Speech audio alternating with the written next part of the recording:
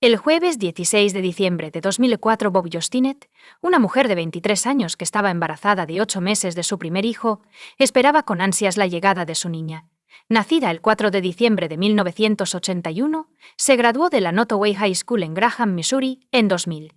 Bobby, que vivía en Skidmore, Missouri, con su esposo, Zeb Stinnett, era una persona conocida y amable en la pequeña comunidad agrícola. Su amor por los animales, especialmente por los perros y los caballos, era evidente, y dirigía un negocio de cría de perros llamado Happy Haven Farms desde su casa, especializándose en la cría de terriers de ratas. Bobby participaba activamente en exposiciones caninas y discusiones en la comunidad, en línea de criadores de perros. Su negocio consiste en listar cachorros en venta, y el 15 de diciembre de 2004, recibió un mensaje instantáneo de Darlene Fisher, una mujer de Fairfax, Missouri, a quien había conocido a través de sus interacciones en el foro de Chatter de Reuters. Bobby y Darlene habían estado intercambiando mensajes durante semanas, conectando no solo por su amor compartido por los Rat Terriers, sino también por sus experiencias de embarazo compartidas. Darlene le informó a Bobby que estaba interesada en comprar uno de sus cachorros, y acordaron encontrarse al día siguiente. Bobby hizo planes para encontrarse con Darlene e informó a su madre, Becky Harper, que la recogería del trabajo a las 3:30 p.m., en la fecha programada, el 16 de diciembre. Becky llamó a Bobby a las 2:30 p.m. Bobby la tranquilizó mientras confirmaban el arreglo para recogerla del trabajo. Sin embargo, cuando Becky terminó de trabajar a las 3:30 p.m., Bobby no estaba por ningún lado. Becky intentó llamar a Bobby, pero no hubo respuesta, así que caminó hasta la casa de Bobby, que estaba a solo 2 cuadras de su trabajo. Cuando Becky llegó a la casa, notó que la puerta principal estaba abierta. Entró y llamó a Bobby sin obtener respuesta. Al entrar en el comedor, vio una escena aterradora. Su hija yacía en el suelo en un charco de sangre, desconsolada. Becky marcó inmediatamente el 911, describiendo urgentemente la grave situación, mencionando que su hija estaba embarazada de 8 meses y que el estómago de Bobby parecía haber sido gravemente herido. Cuando llegó la policía, descubrieron que el bebé no nacido de Bobby había sido extraído a la fuerza de su vientre, y se desconocía el paradero y la supervivencia del infante. Localizar al perpetrador se convirtió en una prioridad urgente porque el bebé aún podría estar vivo. Desafortunadamente, Bobby no sobrevivió al brutal ataque. Tanto Becky como el esposo de Bobby informaron a la policía que Bobby iba a encontrarse con una mujer llamada Darlene, quien mostró interés en comprar un cachorro. Aparte de eso, no tenían idea de cuántos otros visitantes llegarían ese día. A través de una rápida investigación, la policía localizó a Darlene utilizando mensajes de texto y direcciones IP de la computadora que ella usaba para comunicarse. Se descubrió que la mujer que se hacía pasar por Darlene no se llamaba Darlene y no vivía en Fairfax. Su verdadero nombre era Lisa Montgomery y vivía en Melbourne. Lisa condujo de Melbourne a Skidmore el 16 de diciembre y llegó a la casa de Bobby alrededor de las 12:30 p.m. La policía cree que el bebé fue llevado entre las 2:30 p.m. y las 3:30 p.m. El 17 de diciembre, la policía llegó a la casa de Lisa Montgomery, y su esposo Kevin los recibió en la puerta. Entraron, y encontraron a Lisa en la sala, acunando a un bebé recién nacido. La policía informó a Kevin y Lisa que estaban investigando el asesinato de Bobby Joe Stinnett, y preguntaron sobre el bebé. Lisa afirmó que su hijo nació en una clínica de mujeres en Topeka. Estoy buscando una conversación privada. La policía se acercó a Lisa fuera de su casa, les informó de esto y pidió que Kevin no se enterara debido a las limitaciones financieras. En realidad había dado a luz en casa, no en la clínica de mujeres. Lisa afirmó que estaba sola en su cocina durante el parto, pero tenía los números de teléfono de 2 amigos en caso de que necesitara ayuda. Cuando se le preguntó sobre la placenta, Lisa dijo que la desechó en un arroyo cercano. Lisa solicitó que el asunto se discutiera más a fondo en la oficina del sheriff para mantener la privacidad, y la policía estuvo de acuerdo. Lisa confesó a los oficiales en la oficina del sheriff. Después de matar a Bobby, extrajo al bebé de su vientre y la secuestró. El bebé fue finalmente devuelto al esposo de Bobby, quien la nombró Victoria Joe Stinnett. Lisa fue acusada de secuestro, lo que llevó a su muerte. Durante el juicio de Lisa, el tribunal se enteró de que ella y Bobby se conocieron en una exposición canina en abril de 2004. Ambos éramos miembros de una comunidad en línea de crianza de perros cuando Bobby anunció su embarazo. Lisa, una miembro, se enteró de su embarazo en la primavera de 2004. Casi al mismo tiempo, Lisa informó a su familia y amigos que estaba esperando un bebé. Lisa no reveló que se sometió a un procedimiento de esterilización hace más de una década, lo que la dejó infértil. Lisa engañó a la gente durante 8 meses haciéndose pasar por embarazada. Llegó tan lejos como para usar ropa de maternidad y comprar artículos para bebés. A pesar de su esterilización, Lisa convenció a su esposo, Kevin, y a sus hijos de que realmente estaba embarazada. Por otro lado, el primer esposo y la esposa de Lisa, que estaban al tanto de su esterilización, la acusaron de mentir. En respuesta, Lisa insistió en demostrar que estaban equivocados. Durante el juicio se reveló que el 16 de diciembre, Lisa llegó a la casa de Bobby con un cuchillo de cocina afilado y un cordón blanco en el bolsillo de su chaqueta. Cuando Bobby abrió la puerta, Lisa pidió ver al cachorro que quería comprar. Bobby sacó a los cachorros y los llevó afuera para que Lisa pudiera interactuar con ellos. Lisa atacó a Becky poco después de que llamó a Bobby para que la recogiera. Lisa estranguló a Bobby con el cordón que había traído hasta que perdió el conocimiento.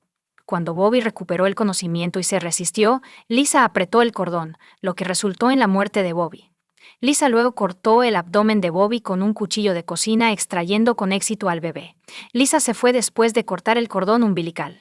Sorprendentemente, el bebé permaneció ileso. A lo largo de su viaje, Lisa tomó precauciones para asegurar el bienestar del bebé, como cortar el cordón umbilical y limpiar la mucosidad de su boca.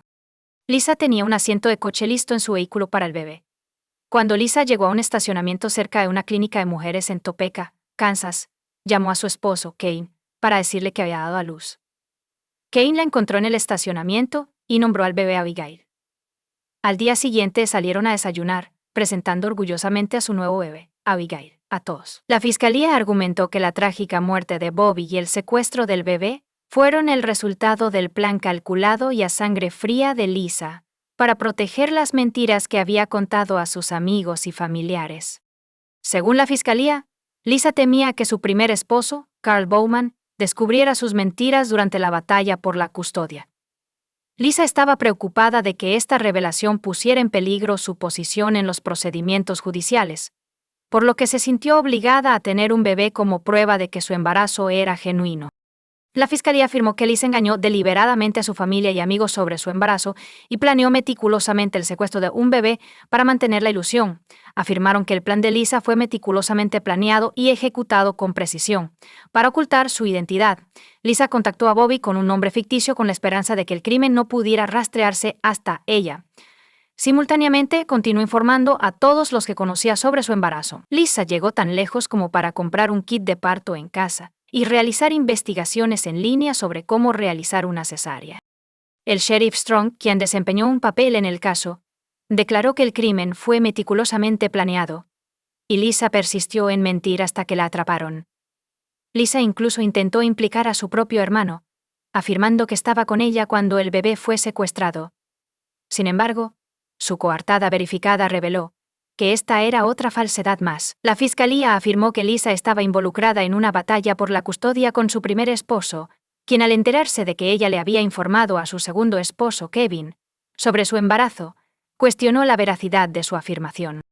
Consciente de la incapacidad de Lisa para concebir, envió correos electrónicos expresando su intención de revelar la supuesta mentira a Kevin, a quien explotó durante los procedimientos de custodia. En respuesta, Lisa, decidida a demostrarle que estaba equivocado, tomó una serie de acciones que colman en los trágicos eventos ocurridos menos de una semana antes de la muerte de Bobby el 10 de diciembre. El primer esposo de Lisa presentó formalmente una moción solicitando un cambio de custodia para los 2 hijos menores que vivían con Lisa.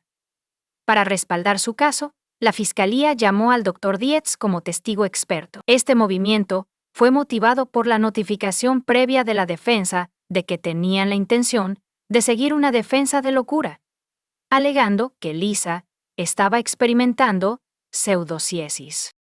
Durante el juicio, el Dr. Dietz testificó que hay 2 tipos de fenómenos fenomenales conocidos como pseudociencia, el primero de los cuales implica que una mujer cree genuinamente y sinceramente que está embarazada. Típicamente, esta creencia termina cuando a la mujer se le presenta evidencia concreta de que no está embarazada. Las personas con este tipo de pseudopsicosis no son consideradas mentalmente enfermas y no tienen delirios. El Dr. Dietz describe un segundo tipo de pseudociencia que está vinculado a enfermedades mentales, específicamente la esquizofrenia.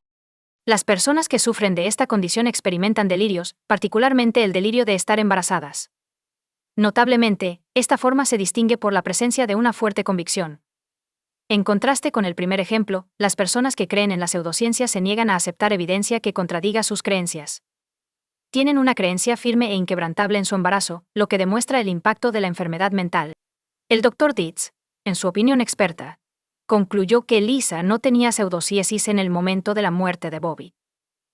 Llegó a esta conclusión basándose en su creencia de que Lisa no creía realmente que estaba embarazada. En el tribunal, el Dr. Dietz explicó su razonamiento enfatizando varios puntos clave. Para comenzar, el Dr. Dietz afirmó que Lisa era plenamente consciente de que había sido sometida a una esterilización permanente, lo que eliminaba cualquier duda sobre sus capacidades reproductivas. Lisa había buscado consistentemente atención médica y prenatal en embarazos anteriores, pero este no fue el caso durante el período actual. El Dr. Dietz proporcionó evidencia adicional en forma de la solicitud de seguro de Lisa de septiembre de 2004, en la cual ella declaró explícitamente que no estaba embarazada. Además, el Dr. Dietz afirmó que el comportamiento de Lisa no era consistente con un pensamiento delirante. Explicó que en los casos de delirio de embarazo, las personas se aferrarían a la misma historia y la revelarían de buena gana, a pesar de ser persuadidas o presentadas con evidencia contradictoria. Sin embargo, Lisa carecía de estas características, lo que llevó al Dr. Dietz a descartar la idea de que ella estuviera teniendo una ilusión de embarazo. El caso de Lisa se caracterizó por relatos inconsistentes y contradictorios de detalles clave. Notablemente, sus historias diferían en el sexo del feto, si esperaba gemelos o un solo feto, y cómo planeaba dar a luz. Estas diferencias eran notables dependiendo del público al que hablaba, lo que indica una falta de consistencia y fiabilidad en sus declaraciones. Además, Lisa proporcionó información contradictoria sobre el lugar donde afirmó haber dado a luz. Inicialmente afirmó que el nacimiento ocurrió en una clínica de mujeres, pero luego cambió su historia para decir que sucedió en casa. Cuando se le confrontó con la supuesta presencia de su hermano en la casa de Bobby durante el incidente, Lisa afirmó que tenía amnesia tanto antes como durante el asesinato de Bobby. El Dr. Dietz concluyó que Lisa era una simuladora durante el embarazo de 2004, y el tribunal escuchó que Lisa había fingido embarazos anteriores. Lisa afirmó haber tenido múltiples embarazos en los años posteriores a su procedimiento de esterilización, cada uno con su propio conjunto de complicaciones. Los embarazos simulados de Lisa se remontan a 1994. Posteriormente, en 2000, antes de casarse con Kevin, le informó sobre su embarazo y expresó su deseo de abortar. Kevin le dio $40.00, pero no hubo más discusión ni evidencia de embarazo. Lisa afirmó estar embarazada nuevamente en 2002, informando a Kevin de una cita médica mientras le negaba la oportunidad de acompañarla. Sin embargo, su médico testificó que solo le envió tweets a Lisa sobre temas no relacionados, como el dolor de tobillo y un resfriado, y no le proporcionó atención prenatal. Lisa más tarde informó a Kevin que el bebé había muerto, y afirmó haber donado el cuerpo a la ciencia, sumando a su historial de engaños relacionados con la comida y los embarazos. El caso de la defensa se centró en la defensa de la locura, y planeaban llamar a expertos para testificar sobre la enfermedad o defecto mental de Lisa. La vida de Lisa fue descrita en la corte como problemática. Afirmaron que había sido abusada física y sexualmente por su padrastro. Lisa se casó con su hermanastro, Carl Bowman, cuando tenía 18 años, y tuvieron 4 hijos antes de someterse a una esterilización. Después de su divorcio en 1998, Carl se volvió a casar, y Lisa más tarde se casó con Kevin para respaldar sus afirmaciones de locura. El Dr. Logan y el Dr. Ramachandran fueron llamados como testigos expertos por la defensa. Lisa fue diagnosticada por ambos expertos con una variedad de problemas de salud mental, incluyendo depresión, trastorno límite de la personalidad, trastorno de estrés postraumático y pseudociesis.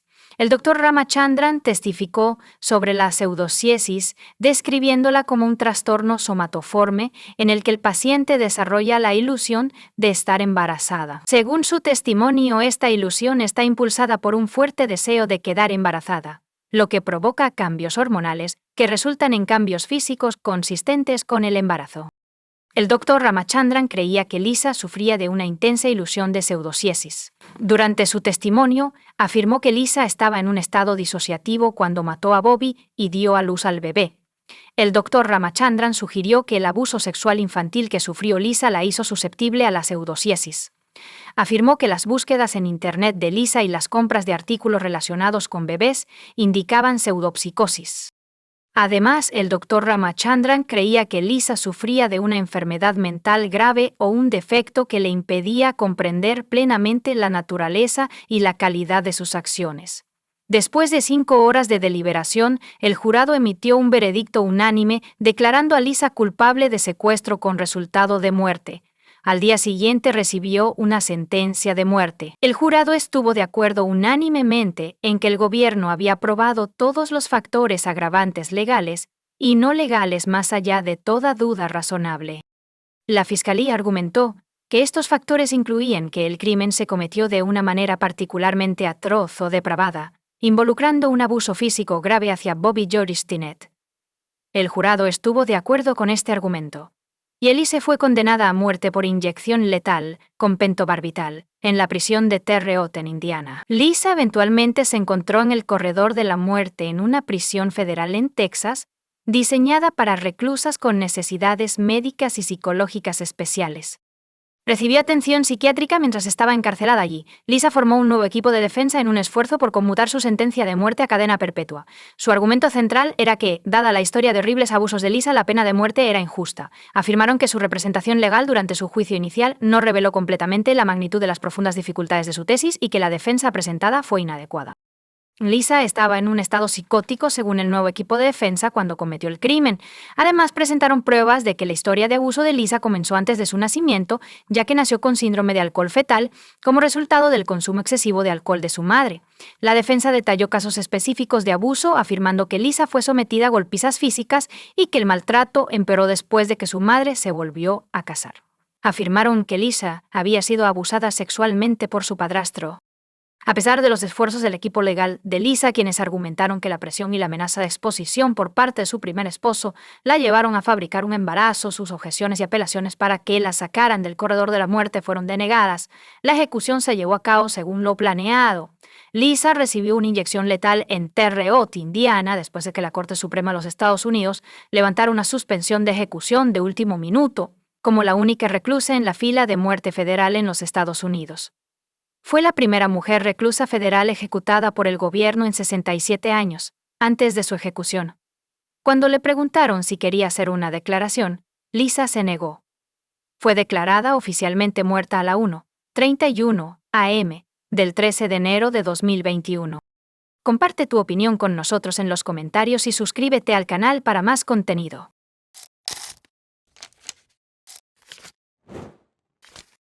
En el tranquilo pueblo de Aspen, Colorado, un escalofriante misterio se desarrolló en un frío día de invierno en 2014. Un crimen atroz cometido en secreto conmocionó y aturdió a la comunidad. Una persona conocida y querida por muchos murió trágicamente e inesperadamente, alterando para siempre la tranquilidad de este pintoresco pueblo de montaña. La historia de vida de Nancy Pfister comienza en Orofino, Idaho, en julio de 1956, con su nacimiento. Creció en el pintoresco suburbio de Basalt, Colorado, y asistió a Bayside High School. La familia de Nancy tenía una conexión única con el desarrollo del Buttermilk Ski Resort.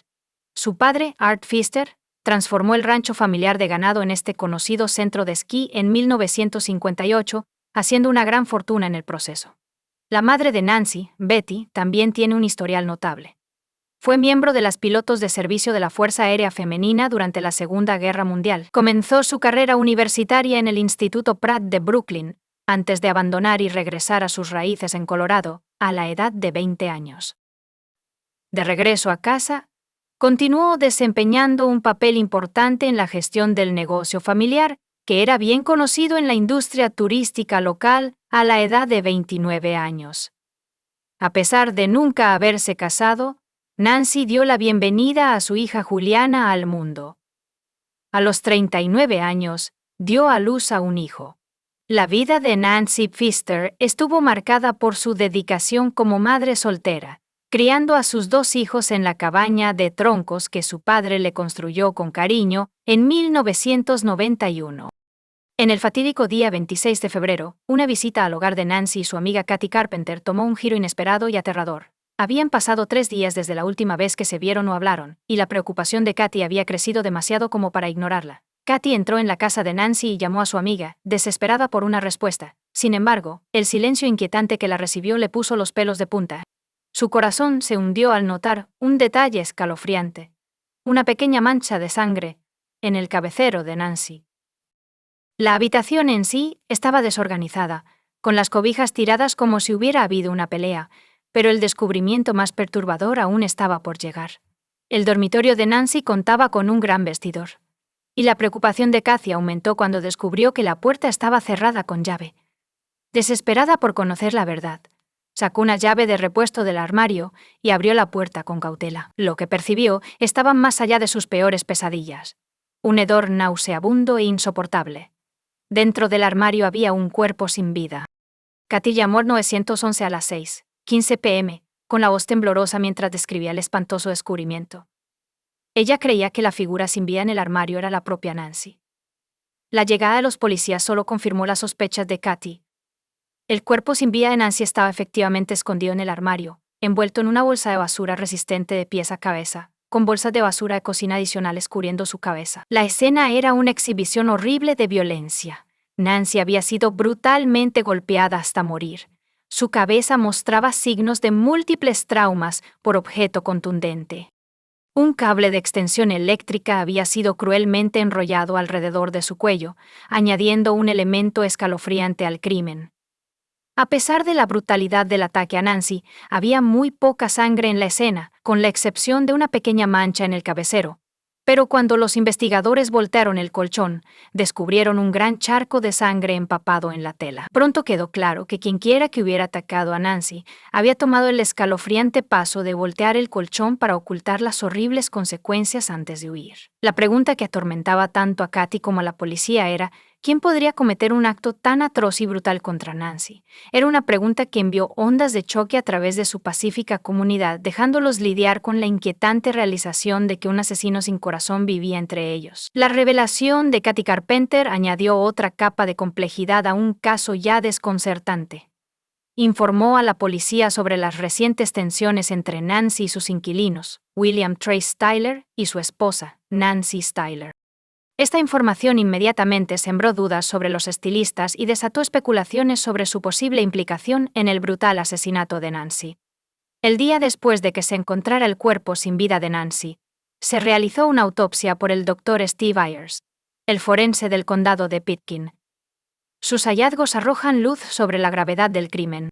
El Dr. Ayers determinó que Nancy murió por 3 o 4 golpes violentos en la cabeza propinados con un objeto duro con un borde ligeramente curvado. Aunque no pudo identificar el arma exacta utilizada, pudo determinar que el extremo del instrumento era pequeño, de aproximadamente 1 o 2 pulgadas. La cronología exacta de la muerte de Nancy seguía siendo incierta. El Dr. Ayers estimó que el asalto fatal ocurrió entre la noche del 24 de febrero y la mañana del 25 de febrero. Las lesiones de Nancy estaban concentradas entre su frente derecha y el hueso temporal derecho, lo que indica 3 o 4 golpes severos. Además, varios moretones cubrían su brazo izquierdo, su cuello derecho y su mandíbula derecha, pintando un sombrío retrato de la brutal violencia que sufrió. El Dr. Ayers concluyó que la muerte de Nancy Foster fue el resultado de un homicidio. La investigación dio un paso significativo hacia adelante, intensificando la búsqueda de la verdad y la justicia. El enfoque ahora estaba completamente centrado en descubrir la verdad sobre la implicación de los estilistas, así como cualquier otro posible sospechoso que pudiera tener la clave para resolver este escalofriante y profundamente inquietante misterio de asesinato. La investigación policial dio un giro crítico cuando indagaron en las complejas relaciones entre Nancy Foster, la víctima, y los estilistas.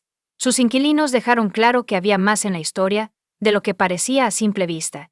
La decisión de Nancy Foster de alquilar su lujosa casa en la montaña durante sus vacaciones anuales de clima cálido se convirtió en una pieza importante del rompecabezas. Su anuncio en el Aspen Times era directo, ofreciendo una casa de 3 dormitorios con 3 baños y medio. Estratégicamente ubicado en la ladera de la montaña. La única regla era no tener gatos. Este anuncio despertó el interés de Trey y Nancy Styler, quienes estaban considerando un nuevo comienzo en Aspen, lejos de sus problemas en Denver. A primera vista, los estilistas parecían ser inquilinos ideales. Nancy Styler, una experta de renombre mundial, y Lily Paget, una anestesióloga retirada que se vio obligada a dejar su puesto debido a una enfermedad neurológica debilitante, parecían ser personas responsables que cuidarían bien de la propiedad. Sin embargo, sus vidas aparentemente pacíficas se habían visto trastornadas por una serie de contratiempos. Las demandas habían agotado sus ahorros, dejándolos en una situación financiera difícil.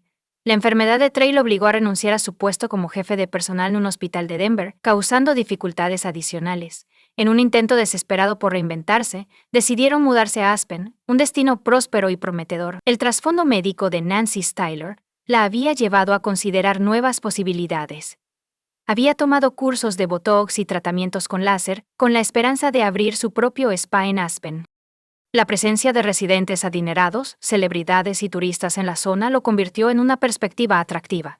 Cuando se encontraron con el anuncio de Nancy Pfister, parecía ser la oportunidad ideal para que se establecieran y hicieran conexiones en su nueva comunidad. Así que los estilistas se convirtieron en los inquilinos de Nancy Pfister. La relación entre arrendador e inquilinos, que alguna vez prometía, se había deteriorado misteriosamente hasta el punto en que Nancy Foster murió brutalmente en su propia casa.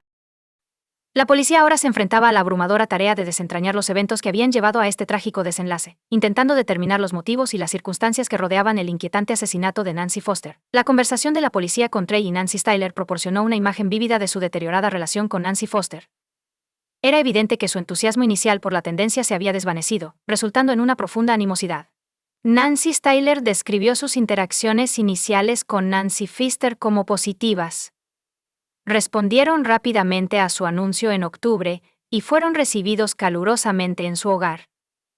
Nancy Foster incluso expresó interés en invertir en su nuevo emprendimiento. Sin embargo, la situación empeoró después de que se mudaron. Los estilistas afirmaron que el comportamiento de Nancy Foster cambió drásticamente, volviéndose exigente y, en sus palabras, como si la trataran como a una esclava. Como resultado, cuando Nancy Pfister se fue a Australia en noviembre de 2013, los estilistas se sintieron aliviados por su ausencia. Durante la ausencia de Nancy Foster, le había pedido a su amiga Katy que recogiera el alquiler y cuidara de su labradoodle. Sin embargo, para enero de 2014, las tensiones habían aumentado. Nancy Pfister comenzó a publicar quejas en Facebook, alegando que los estilistas habían dejado de pagar el alquiler y le debían dinero por los servicios públicos. Nancy Styler reconoció haber recibido varios mensajes y correos electrónicos de Nancy Pfister durante este tiempo. En un giro inesperado de los acontecimientos, Nancy Foster informó a los Styler en febrero de 2014 que regresaría 3 meses antes de lo planeado y exigió que desocuparan su casa antes de su llegada. Cuando Nancy Pfister regresó a casa, descubrió que algunas de las pertenencias de los estilistas, incluido el equipo de spa para su negocio, aún estaban guardadas en su garaje. Cuando Nancy Foster regresó, no perdió tiempo en abordar la situación. Le confió a Katy la tarea de entregar una nota a Trey en la que se detallaban sus reclamaciones de que le debían $14.00 por servicios públicos y daños a la propiedad, y exigía el pago. Nancy Foster supuestamente amenazó con solicitar una orden de restricción para mantener a los estilistas fuera de su propiedad. Aunque los Styler cuestionaron la legalidad de tal acción, la versión de los hechos de Nancy Styler indica que fueron a la casa para recuperar sus pertenencias después de recibir la nota de Nancy Foster. Nancy Foster no estaba presente en ese momento, así que entraron a la casa para recoger sus pertenencias, quedándose hasta las 4 p.m. A la mañana siguiente regresaron para completar la tarea, pero aún no encontraron a Nancy Pfister. Sin embargo, durante su visita, notaron que el perro de Nancy había quedado solo en la casa. Nancy Styler afirmó no estar al tanto de lo que había sucedido con Nancy Pfister, ya que no la habían visto durante sus visitas a la propiedad. El caso de Nancy Foster, que involucraba su complicada relación con los Styler y su desaparición, añadió intriga a una historia ya enigmática. Los investigadores estaban decididos a determinar qué sucedió cuando Nancy confrontó a los Styler sobre las supuestas muertes. La liberación inicial de Trey y Nancy Styler por parte de la policía tras una entrevista de 12 horas generó preocupaciones sobre su posible implicación en el asesinato de Nancy Foster.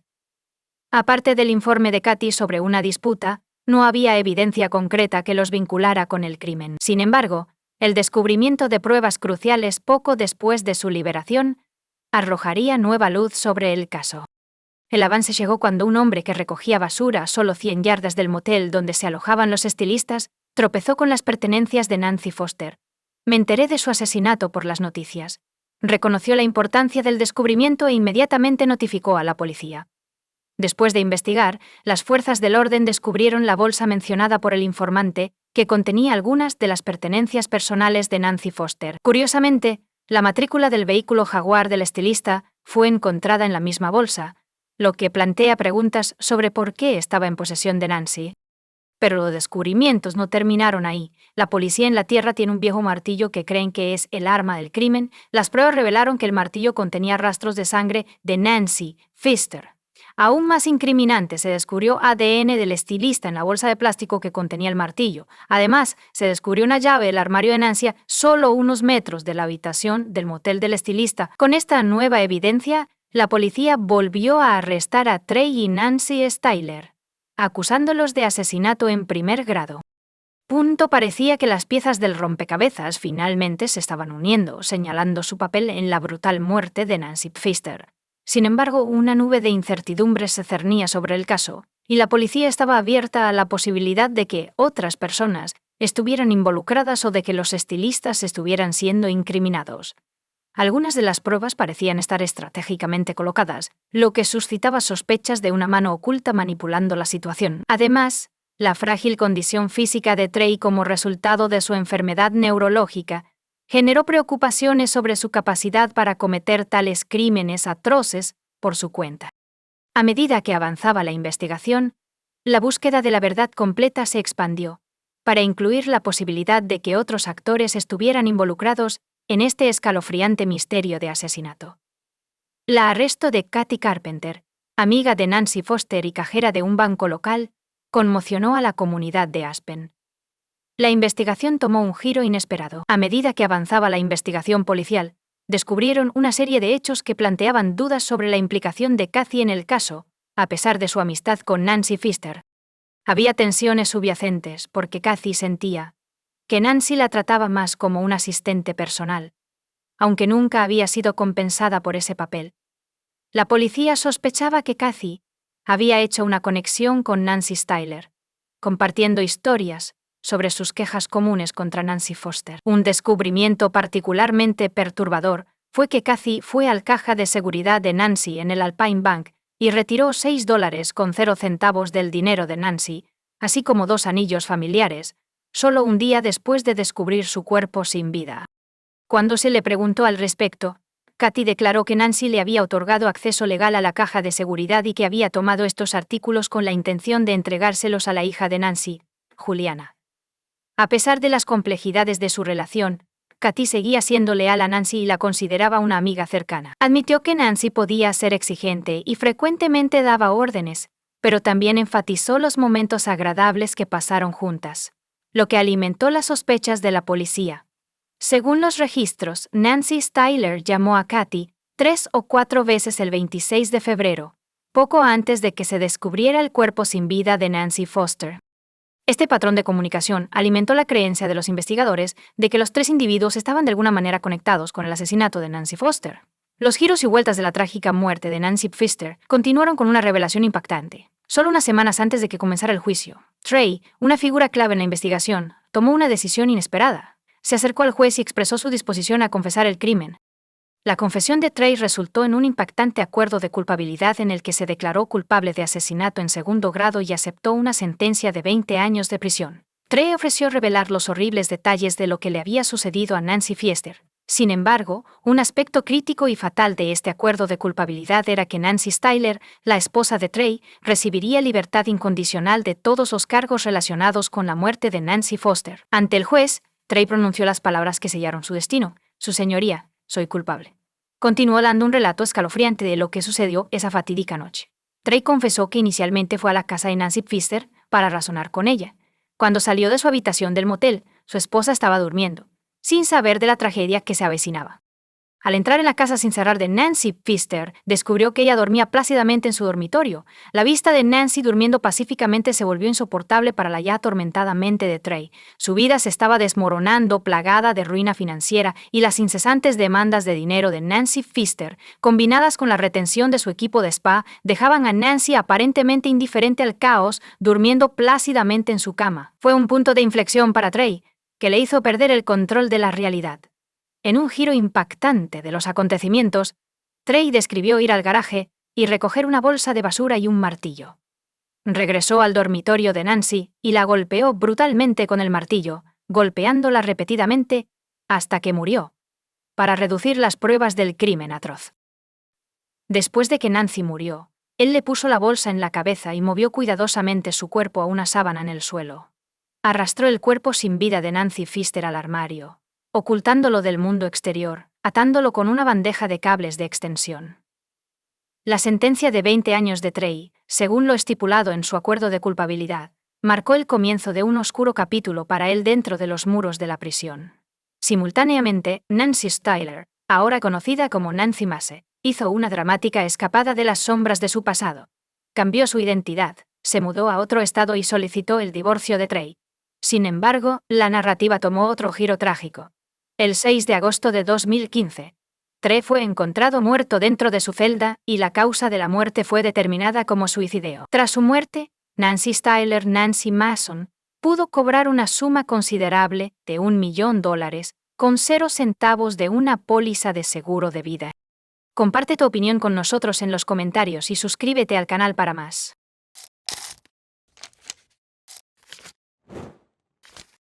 Nolan Buchanan, de 16 años, recuerda el lunes 14 de septiembre de 2015 como el mejor día de su vida. El día anterior había pasado el domingo con su novia, haciendo matemáticas tradicionales por la mañana con su familia, seguido de una reunión social con amigos y una maravillosa y romántica noche. Cuando el adolescente se despertó el lunes por la mañana junto a su chica favorita, se sintió como un empresario libre, exitoso e influyente con todo el mundo a sus pies. Después de todo, ahora era dueño de Buchanan Construction. El joven estaba a punto de heredar coches, una casa, tierras y activos monetarios, y planeaba gestionar el negocio familiar por su cuenta, sin duda mejor que su padre, quien había llevado a la empresa a la quiebra. Parece que algo salió mal. Hace el timón, la oficina del sheriff del condado del Dorado arrestó a Nolan Keith Buchanan el 1 de octubre de 2015 en la escuela secundaria Bonita en Bonita, California. Nolan fue recluido en el Centro de Tratamiento Juvenil CITC en South Lake Tahoe hasta el 13 de junio de 2018, cuando un jurado del condado del Dorado, compuesto por 7 hombres y 5 mujeres, declaró a Buchanan culpable de 3 cargos. El jurado tardó solo 2 horas en llegar a una decisión. El joven fue condenado a 150 años de prisión, con la posibilidad de libertad condicional a partir del año 25. Así fue como fracasó su intento de hacerse con el negocio familiar. Nolan fue elogiado por los vecinos y compañeros de clase como un estudiante ejemplar. Hasta donde yo sé, era un buen chico, pero como estudiante de secundaria, Campbell Ruxton diría más tarde en una entrevista, siempre estaba preocupado por la escuela. Parecía ser muy amable, e incluso se sorprendió de que lo arrestaran. Pero, ¿qué ocurrió exactamente en la familia Buchanan? Repasemos este horrible caso en detalle. Molly conoció a Adam por primera vez cuando solicitó un puesto como gerente de oficina en su empresa. Para cuando se conocieron, Adam ya estaba divorciado y criando a su hijo Nolan de un matrimonio anterior por su cuenta. La rubia alegre, sociable y animada llamó inmediatamente la atención del dueño de la empresa. El interés fue mutuo. Molly se enamoró. Comenzó un romance que evolucionó en una relación seria y se mudó con Adam. Molly deseaba una familia amorosa y amigable, y trabajó duro para fomentar una relación positiva con su hijastro. Pronto quedó embarazada. Gavin nació. Las personas que conocían a los Buchanan dijeron que eran una familia unida de 4 miembros. El cabeza de familia, que era dueño de una empresa de construcción, ganaba suficiente dinero para vivir cómodamente. La familia también compró una propiedad vacacional en el condado de El Dorado, California. Una pequeña cabaña se encontraba en 19 acres en Greenwood, sin electricidad, agua, alcantarillado ni gas. Adam, que trabajaba en la construcción, asumió un papel activo en la remodelación de la casa, y la familia comenzó a visitar su cabaña. El 13 de septiembre de 2015, a las 10 a.m., miembros del Departamento de Bomberos de Garden Valley respondieron a un incendio forestal en Greenwood Township, en el oeste del condado de El Dorado, en la carretera 193 entre Cool y Georgetown. Al llegar, descubrieron que el fuego había destruido 10 acres de la propiedad. Una cabaña en la propiedad aún estaba humeando, pero se había quemado por completo. El personal del Departamento de Bomberos descubrió restos carbonizados entre los escombros. La escena del incendio permaneció intacta. A las 11 a.m., los bomberos llamaron a la oficina del sheriff del condado de El Dorado. Nadie se había dado cuenta de lo que estaba pasando. Los bomberos estaban casi seguros de que el incendio forestal había matado a una mascota atrapada dentro de la casa. El forense que llegó se enfrentó a una tarea desalentadora. Los restos de la casa aún estaban humeando, y no había manera de examinar el interior de la casa sin esperar a que las llamas se apagaran y la temperatura bajara un poco. Mientras el forense examinaba la casa, detectó el dulce olor de la carne quemada y descubrió un cráneo humano y un pecho quemado. Parecía que la tragedia había cobrado la vida de alguien. El oficial solicitó refuerzos, y los oficiales de la oficina del sheriff llegaron para realizar una investigación exhaustiva de la escena. La conclusión era obvia: la pequeña, aislada y remota cabaña no era la residencia principal de los propietarios. Era más probable que fuera una cabaña de campo a la que la gente venía a vacacionar. Se descubrió una camioneta Dodge y un remolque en la propiedad junto a la cabaña. Fue posible verificar las matrículas y determinar a quién pertenecía el coche. El propietario podría haber sido una víctima del incendio forestal. No tardaron mucho en descubrir que el vehículo y el remolque pertenecían a Buchanan Construction, que es propiedad de Adam Buchanan. El hombre en cuestión vivía en Bonita, California, 160 millas del lugar del accidente y a unas 3 horas de distancia. Esta información confirmó la suposición de la policía de que la casa era simplemente un refugio en el campo para aquellos que querían alejarse del bullicio de la ciudad. Quedaba por ver si el señor Buchanan o alguien más estaba dentro. El nombre del propietario de la empresa le proporcionó al detective su primera pista, lo que lo llevó a comenzar su investigación. Los oficiales de policía de Bonita fueron encargados de verificar que todos los miembros de la familia Buchanan estuvieran a salvo y en casa. Fueron a la dirección correcta y pronto llegaron a la entrada de los Buchanan, donde notaron una camioneta Ford blanca y llamaron a la puerta. El hijo de 16 años de Adam de su primer matrimonio salió, saludó a los oficiales uniformados con sorpresa y preguntó por qué habían venido a verlo. Para no asustar a la familia, el oficial decidió primero determinar quién estaba presente en la casa. Quizás el coche de la empresa fue tomado por alguien de la empresa, en lugar del propietario. Nolan Buchanan declaró que su padre Adams había ido de fin de semana a su finca en el campo, a 160 millas de distancia, con Molly y su hijo de 8 años, Gavin, y que se esperaba que regresaran por la noche. Según él, su padre le había dejado a cargo de la casa.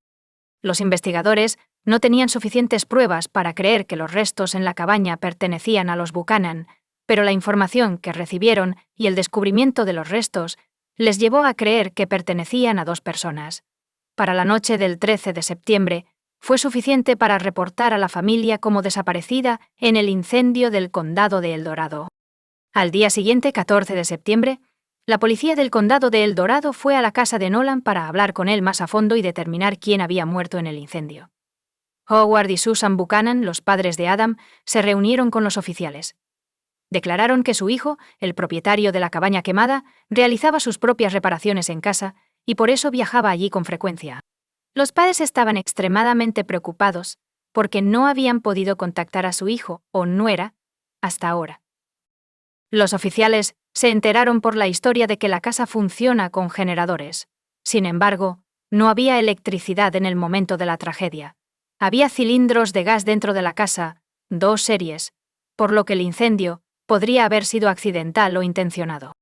Para el 15 de septiembre, el fuego se había apagado, lo que permitió a los investigadores recoger pruebas, incluyendo escombros de un fogón cercano. Según Denton James Peterson de la oficina del sheriff del condado del Dorado, se descubrieron nuevos restos, lo que cambió el curso de la investigación. La policía descubrió un fragmento de cráneo con un agujero de bala. En ese momento, todos nos dimos cuenta de que había habido un homicidio. Según el sheriff, el incendio no fue un accidente. Los restos fueron recogidos y enviados para un análisis forense de ADN. En el primer conjunto de restos, la bala estaba alojada en el muslo de la víctima. El cráneo con el orificio de bala, por su tamaño, pertenecía a un niño. La versión de un accidente fatal se descartó por sí sola. El asesinato se convirtió en la narrativa dominante. Nadie dudaba de que el incendio tenía la intención de destruir las pruebas del crimen. Quedaba por determinar en qué circunstancias había ocurrido el crimen. ¿Se trataba de un robo fallido? ¿O la familia se quitó la vida deliberadamente? ¿Pero quién cometió el crimen? ¿Y por qué? ¿Podría estar relacionado con Buchanan Construction, donde Adam Buchanan era presidente y director de operaciones, y alguien le guardaba rencor debido a una relación laboral?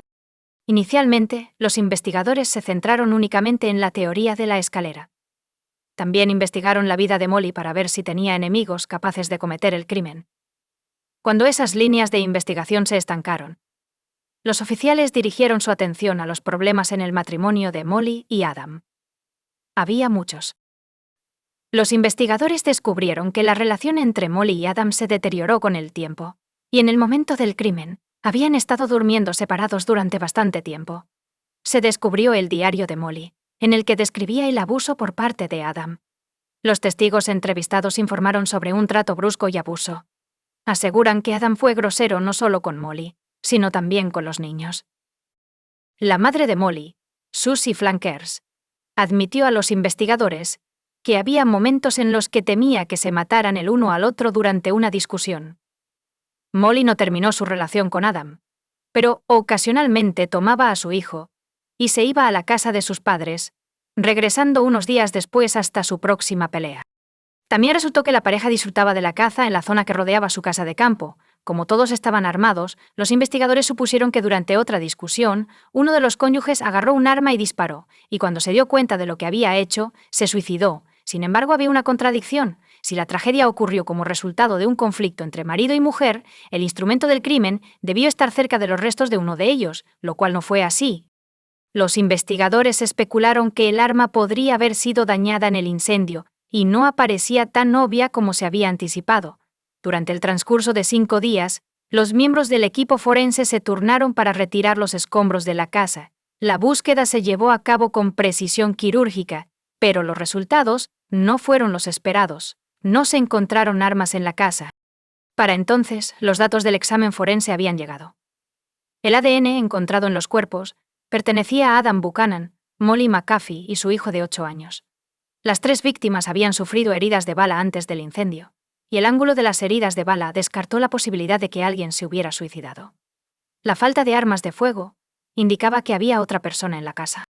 Se descubrió que una cuarta persona había disparado contra los Buchanan, y la investigación tuvo que reiniciarse. La policía no tuvo más remedio que recurrir al hijo de 16 años de los fallecidos. Nolan les dijo a los oficiales que la familia se fue en una vieja camioneta Dodge. Según el hijo, su padre eligió usar el vehículo de la empresa en lugar de su Ford personal, que estaba estacionado en la entrada, porque había cargado la camioneta y el remolque con piedras para decorar el área cerca de su cabaña en el campo. La policía descubrió esta camioneta cerca de la estructura quemada. Cuando se le preguntó por qué Nolan no pasó las vacaciones con sus familiares, como en la primera entrevista, el joven afirmó que era responsable de la casa y el jardín, mientras su padre y su madrastra estaban fuera. Nolan también declaró que tenían un vecino que cultivaba hierba prohibida en la propiedad de los Buchanan, lo que provocaba que su padre tuviera frecuentes desacuerdos con su vecino, exigiéndole que dejara de plantar la hierba y amenazándolo con llamar a la policía.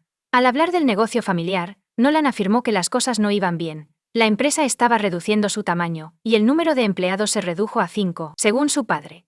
El número de muertes asociadas con el negocio estaba aumentando rápidamente. Así que ahora la investigación tenía una gran cantidad de información útil. Y los detectives tenían un sospechoso, un vecino, lo cual era especialmente importante dado que los crímenes violentos en esa área estaban frecuentemente asociados con el cultivo ilegal de hierbas. Los detectives creían que la amenaza de ir a la policía podría haber resultado en el asesinato de Buchanan y su familia. El problema era que nadie sabía de qué vecino estaban hablando. Los investigadores recorrieron el vecindario entrevistando a todos los propietarios de viviendas en sucesión. La táctica fue exitosa. Descubrieron a un hombre que confirmó la historia de una pelea con Adam por cultivar un cultivo prohibido. Sin embargo, afirmó que el conflicto se había resuelto tras una acalorada discusión. El vecino tenía una coartada, y otra versión resultó ser insostenible. Lo que quedaba por abordar era la crisis financiera que había afectado el negocio de la familia. El 18 de septiembre, los policías fueron a la empresa de Adam y entrevistaron a los empleados. Las palabras de Nolan eran correctas. La empresa estaba en un estado lamentable. Estaba amenazada con la bancarrota, porque la deuda superaba los $30,000 con 0 centavos. Como resultado, varios empleados fueron despedidos. Resultó que algunos de los antiguos empleados estaban extremadamente insatisfechos con la reducción, y por lo tanto, podrían haber estado involucrados en el crimen. Y ahí fue donde los investigadores tuvieron suerte.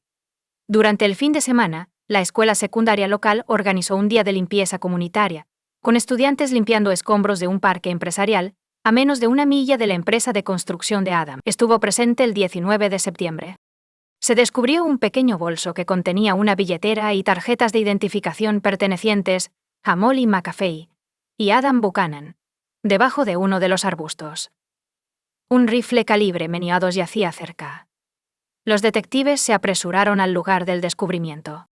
La oficina del sheriff del condado hizo una nueva suposición. El perpetrador utilizó el rifle encontrado para asesinar a la familia Buchanan y luego robó sus documentos de la escena del crimen para cubrir sus huellas. El descubrimiento fue significativo porque indicaba que alguien había viajado hasta Greenwood para asesinar a la familia y luego regresó a Bonita, deshaciéndose de la bolsa y el arma del crimen. Parecía ser un residente de Bonita. La evidencia encontrada cerca del sitio de construcción de Buchanan fortaleció la teoría de que el jefe fue asesinado por uno de los empleados descontentos. Los detectives colocaron el arma en la bolsa de documentos para su examen y solicitaron una orden para registrar los archivos y las instalaciones de la empresa. Los investigadores tuvieron suerte de nuevo. Durante la búsqueda, accedieron a una cámara de videovigilancia ubicada en las instalaciones de la empresa. Por pura casualidad, el objetivo de la cámara estaba apuntando al centro del estacionamiento en lugar del territorio de la empresa. Tras este descubrimiento, el caso estaba a solo días de resolverse. Como ya se sabía que la familia había salido de la ciudad el viernes, los investigadores examinaron las grabaciones del viernes y se sorprendieron al descubrir que Adam había enganchado un remolque cargado de rocas a una Ford F-150. No era una camioneta Dodge, como les había dicho Nolan. Los detectives descubrieron que el joven había manipulado deliberadamente la investigación. Si el Ford blanco remolcó el remolque de rocas hasta la cabaña, debe haber sido conducido de regreso y estacionado en la entrada de la familia Buchanan. Los investigadores entrevistaron a Nolan para mantenerlo a salvo, mientras recopilaban la mayor cantidad de información posible. Nolan relató su fin de semana, a dónde fue y a quién vio. Pero esta vez le preguntaron qué película habían visto en el cine, cómo había pagado sus compras en el centro comercial y cómo había pagado el postre en una cita. Nolan, que no tenía idea, respondió con el número de tarjeta de crédito de su padre. Los oficiales luego solicitaron una orden para registrar la casa de Buchanan en Bonita, sus vehículos y sus registros financieros. El automóvil Ford permaneció estacionado en la entrada. Fue inspeccionado a fondo y descubrieron tierra rojiza adherida a las ruedas. Esto es similar a lo que ocurre en Greenwood. Si el Ford se hubiera utilizado para un viaje el fin de semana pasado o antes, podrían haber quedado rastros de tierra, pero no habrían sido tan visibles. Desafortunadamente, el fuego destruyó las marcas de las huellas de las ruedas, cerca de la casa de campo. Sin embargo, la acumulación de tierra indicaba que el coche probablemente había estado en Greenwood recientemente.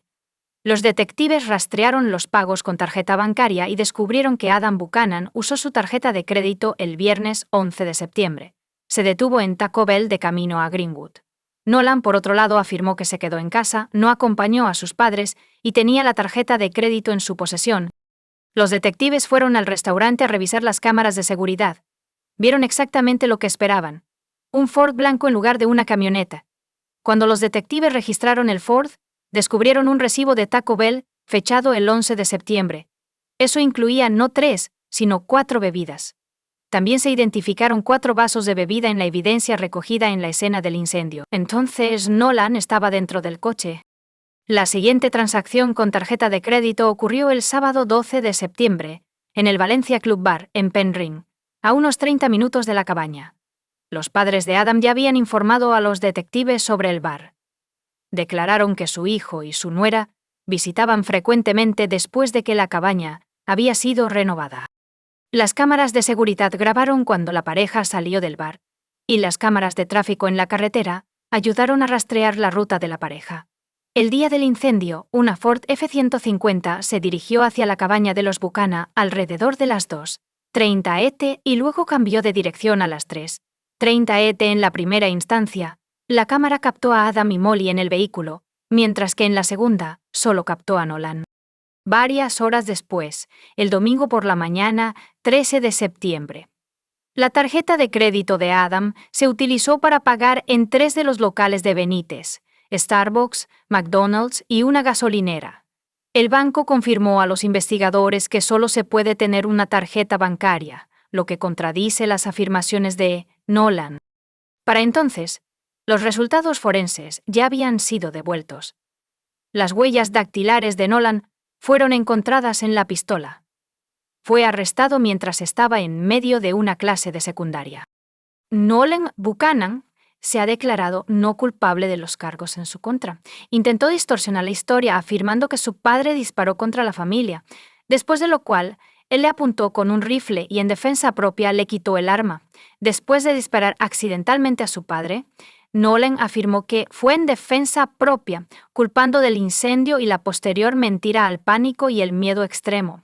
Por eso usó gasolina para incendiar la casa, viendo que pareciera que no había pasado nada. La defensa centró repetidamente la atención del jurado en el abuso de Adam hacia su propio hijo y otros miembros de la familia. El médico forense cuestionó el veredicto porque la marca de la herida de bala en un trozo del cráneo de Gavin correspondía a un disparo realizado en un ángulo de casi 90 grados. Nolan, por otro lado, afirmó que las camas de él y su hermano estaban una al lado de la otra y que el ruido y los gritos los habían despertado simultáneamente.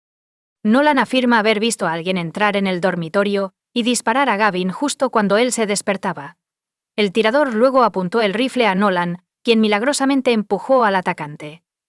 Bajo este escenario, el disparo habría sido realizado en un ángulo de aproximadamente 45 grados, lo que contradice los hallazgos forenses.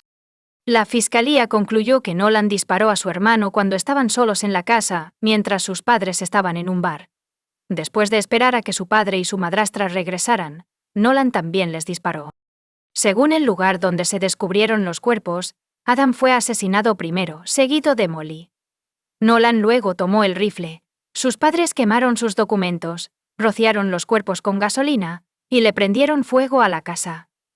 Luego se fue a casa, se encontró con su novia y pasó el día con ella estableciendo una coartada para sí mismo. El 13 de julio de 2018, un jurado condenó a Nolan por 3 cargos de asesinato en primer grado. Como resultado, fue condenado a 150 años de prisión, con la opción de libertad condicional después de 25 años. Juez Kingsbury. El anuncio de la sentencia reflexionó sobre el abuso verbal y físico. Nolan testificó que masacró a su hermano porque no quería que él experimentara el mismo horror o se viera obligado a vivir con lo que su padre ya le había hecho.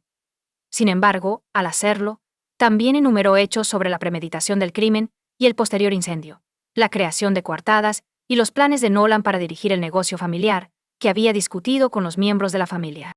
El juez citó la falta de Nolan para seguir las reglas y el comportamiento desviado observado por el personal del Centro de Tratamiento Juvenil de South Lake Tahoe, donde fue después de ser arrestado. «Todos tienen la capacidad de cambiar», le dijo el juez Kingsbury a Nolan.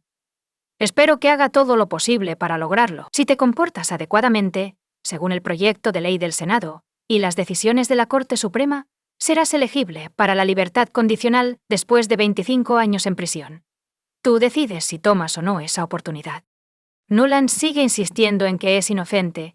Si alguna vez es liberado bajo libertad condicional, se le exigirá que pague una compensación significativa a las víctimas. La cantidad de la indemnización actualmente se desconoce. Comparte tu opinión con nosotros en los comentarios y suscríbete al canal para más.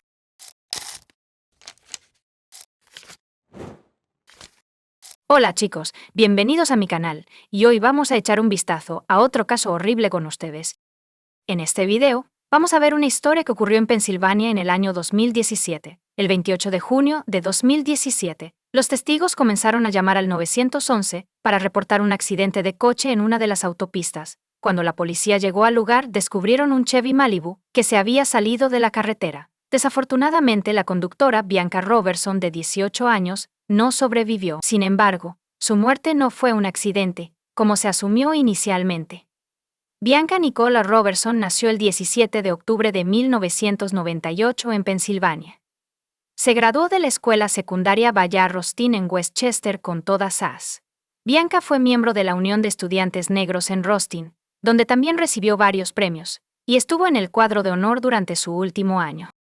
Recibió una beca de mérito de 4 años para la Universidad de Jacksonville en Jacksonville, Florida, y planea especializarse en justicia penal y convertirse en agente forense del FBI.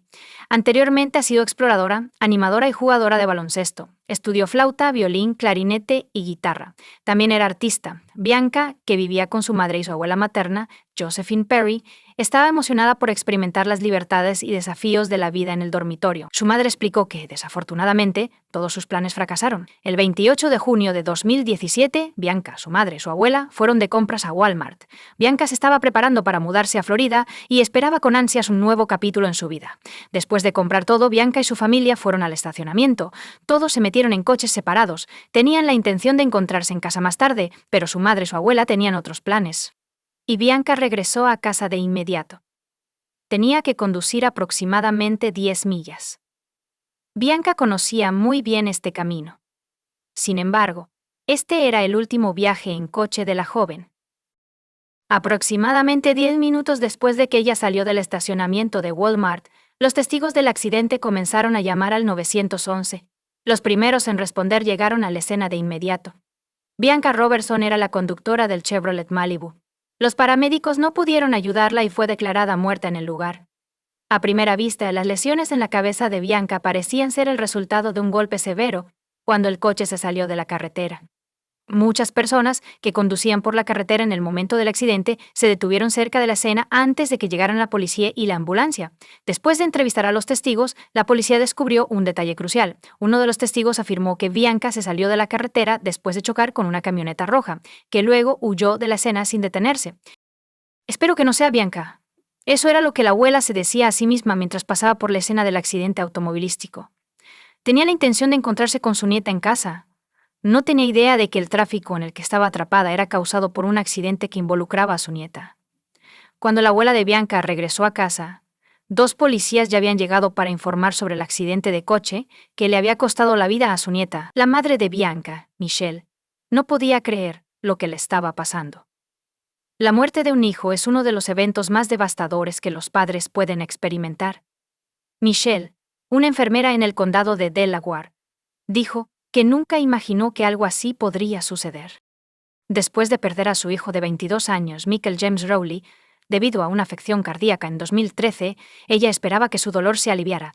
En cambio, se ha duplicado. Ni siquiera estoy segura de quién soy en este momento. Solo estoy existiendo, dijo Michelle. Eran mi aliento. Mi razón para levantarme. No tengo hijos en este momento. Michelle Robertson ha perdido a su segundo hijo, y esto es desgarrador. Ella afirmó que no salió de casa durante bastante tiempo y que estaba llorando constantemente. Michelle y Rodney Robertson, quienes se divorciaron en 2006, se han convertido en copadres amigables gracias a Bianca. Nuestro divorcio no fue agradable. Rodney admite. A Bianca no le gustó la forma en que le hablaba a su madre, así que me corrigió. Porque la queríamos. Hizo que todo se calmara. Bianca estaba dedicada a su familia y disfrutaba especialmente ser la niña de papá. Si tuviera que elegir a una favorita, sería Bianca, quien, como decía su padre, estaba ansiosa por ser independiente. Los padres de Bianca dijeron que ella estaba contenta de acercarse a realizar su sueño de convertirse en especialista forense del FBI. Ella estaba enfocada en su futuro, y nada se interpondría en su camino, dijo el padre de Bianca, quien declaró orgullosamente que su hija había recibido una beca de mérito de 4 años para la Universidad de Jacksonville, una de las 4 escuelas a las que solicitó y una de las 3 a las que fue aceptada. También fue aceptada en Coastal Carolina y la Universidad de Georgia. Los detectives solicitaron las grabaciones de las cámaras de seguridad para confirmar la afirmación de Bianca de que su coche se salió de la carretera después de chocar con una camioneta roja. Después de todo, si la muerte de Bianca fue causada por una colisión con otro vehículo, fue más que un simple accidente, fue un crimen. Si este era el caso, la policía tenía que encontrar al perpetrador. Pero lo que descubrieron rápidamente fue aún más impactante. Mientras los detectives esperaban las imágenes, hubo otro momento crucial en este caso. Todos asumían que Bianca murió después de salirse de la carretera y golpearse la cabeza.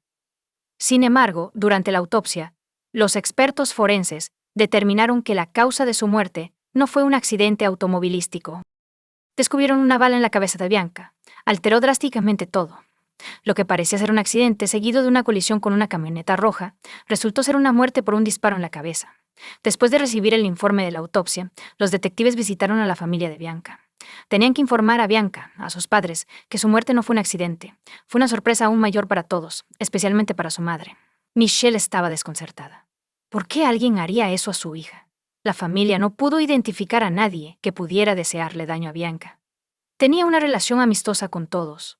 Robertson necesitaba respuestas, y los investigadores estaban haciendo todo lo posible para encontrar a la persona responsable de la muerte de Bianca. Los detectives no encontraron nada sospechoso al revisar las grabaciones de las cámaras de Walmart, donde Bianca y su familia habían ido el día de su muerte. Examinaron cada movimiento que Bianca y su familia hacían, desde salir de sus coches hasta abandonar el estacionamiento. Los detectives descartaron la posibilidad de que alguien en Walmart persiguiera a Bianca y le disparara fatalmente. Después de todo, no se metió en ninguna pelea mientras compraba en Walmart. Simplemente compraron lo que necesitaban. Lo cargaron en el coche de Bianca y se fueron. Es posible que Bianca muriera como resultado de un incidente que ocurrió mientras conducía por la carretera hacia su casa. Cargamos todas las maletas en el coche de Bianca, explicó su madre, refiriéndose al Chevy Malibu 2009 que la familia compró en CarMax para su cumpleaños número 16. Bianca no pedía mucho, pero cuando lo hacía, pedía cosas grandes, como un coche, según su madre, quien añadió que Bianca había elegido el coche cuando recibió su permiso. Ella consiguió lo que quería. Michelle Robertson declaró: «No lo llamo consentido, lo llamo amado». Pero Bianca estaba dispuesta a trabajar por sus metas. Consiguió su primer trabajo en McDonald's a los 15 años. Dejó la comida rápida después de 2 semanas para trabajar como asistente dietético en la comunidad de jubilados White Horse Village, en el condado de Delaware. Michelle dijo que tiene una pila de cartas y tarjetas de residentes que amaban a Bianca. Poco después, la policía obtuvo las grabaciones de vigilancia del tráfico. No había cámaras cerca del lugar donde Bianca se salió de la carretera, pero había una a aproximadamente 1 milla de distancia. Veamos Google Maps. Aquí es donde Bianca se salió de la carretera. Como pueden ver, los 2 carriles se fusionan en uno en este punto. Cuando los investigadores vieron la grabación, descubrieron evidencia que confirmaba la historia de Bianca sobre un desacuerdo con el conductor de la camioneta roja. El video capturó sus coches conduciendo uno al lado del otro. Se están acercando al punto donde los 2 carriles se fusionan en uno. Quizás el conflicto surgió porque uno no cedió al otro. Conociendo el desenlace de la confrontación, los investigadores sospechaban que el conductor de la camioneta roja había disparado el tiro fatal. Desafortunadamente, las imágenes eran de baja calidad. Las matrículas de la camioneta estaban cubiertas, al igual que el rostro del conductor. Sin embargo, a partir de ese momento, el conductor de la camioneta roja fue el principal y único sospechoso de la muerte de Bianca Robertson. Los detectives necesitaban identificar a este hombre, pero todo lo que tenían en ese momento era una imagen borrosa. Ninguno de los familiares de Bianca conocía a alguien con una camioneta roja. La policía volvió a hablar con aquellos que estaban presentes en la escena del incidente y aquellos que llamaron al 911. Ninguno de ellos notó la matrícula de este coche. Amigos y demás, rangers jóvenes y viejos, demasiados para contar, han contactado a los Robertson en apoyo, comenzando con una vigilia 2 días después de su muerte. Han escuchado de maestros que han conocido a Bianca durante años. Bianca cambió mi forma de pensar sobre cómo enseñaría. Según un educador, Michelle Bianca hará nuestra niña salvemos al mundo. Michelle confrontó a Bianca, diciendo que si un padre echaba a un niño, ella lo metería a escondidas en nuestra casa. Bianca podría decir algo como: «Mamá, ¿no querrías que alguien hiciera lo mismo por mí?». Bianca una vez vio un accidente de coche y le preguntó a su madre si podían detenerse y ayudar.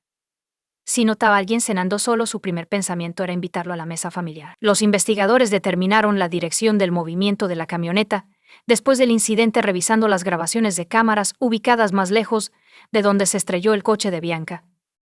Necesitaban una grabación de mayor calidad para determinar la marca, modelo y matrícula del coche. La policía también pidió a los medios que difundieran información sobre la camioneta roja, con la esperanza de que el público pudiera ayudar a identificar a su propietario. Los detectives determinaron que tras un incidente, el conductor de una camioneta roja Jerome Paoli Pike comenzaron a caminar por el vecindario, visitando casas y centros comerciales. Estaba buscando cámaras que pudieran haber grabado la camioneta. Descubrieron una cámara de vigilancia, y esta vez las imágenes eran de alta calidad. Mientras analizaba la grabación, el detective notó una camioneta roja circulando por la carretera unos 5 minutos después de que los testigos llamaran al 911 para reportar un accidente que involucraba el coche de Bianca Robertson, pero no se pudo ver la matrícula. Además, no estaba claro si era el mismo coche o otro que coincidía con la descripción. Mientras los investigadores buscaban grabaciones adicionales y se movían de una puerta a otra, ocurrió otro avance en el caso. 2 días después del incidente, una mujer llamó a la policía y dijo que había visto el coche que estaban buscando. También vio el rostro de la persona que estaba detrás del volante. Esta mujer declaró que su camioneta roja la adelantó, se detuvo en la intersección de Paoli Pike y luego giró a la izquierda. Esta información fue crucial para la investigación porque limitó el área de búsqueda. Además, indicaba que la camioneta en este video no era el vehículo que estaban buscando, era simplemente una camioneta de aspecto similar. La mujer que contactó a la policía ayudó al artista forense a crear el retrato del sospechoso.